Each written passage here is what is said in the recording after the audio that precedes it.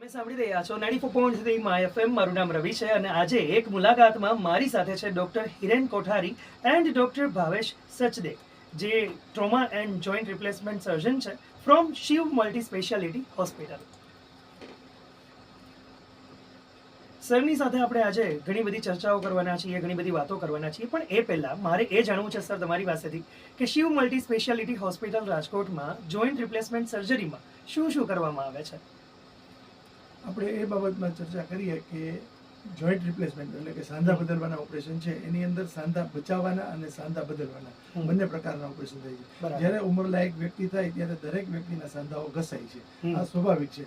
આવા સમયે જો દર્દીની પોતાની હાલવા ચાલવાની, ઉઠવા બેસવાની અને દરેકે દરેક જાતની તકલીફ પડતી હોય તો કાં તો સાંધા બચાવવા માટેનું ઓપરેશન કરી શકાય અથવા તો સાંધા બદલવા માટેનું ઓપરેશન કરી શકાય.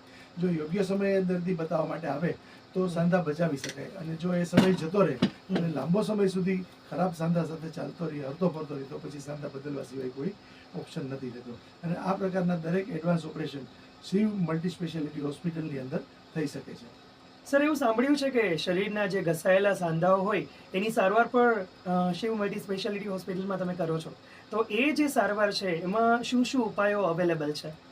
સામાન્ય રીતે શરૂઆતના તબક્કાની અંદર દવાઓથી મટાડી શકાય, પણ યુઝ્યુઅલી જ્યારે દવાઓ કામ ન કરે ત્યારે ઓપરેશન સિવાય કોઈ એનો વિકલ્પ નથી રહેતો. અને આ વિકલ્પની અંદર આપણે પર્ટિક્યુલરલી વાત કરીએ કે સાંધા બદલવાની વાત, તો સાંધા બદલાયેલા ઓપરેશન એટલીસ્ટ 15, 20 કે 25 વર્ષ સુધી દર્દીને બાકીની જિંદગીની અંદર સારી રીતે હરવા ફરવા અને કામ કરવા માટે ઉપયોગી છે.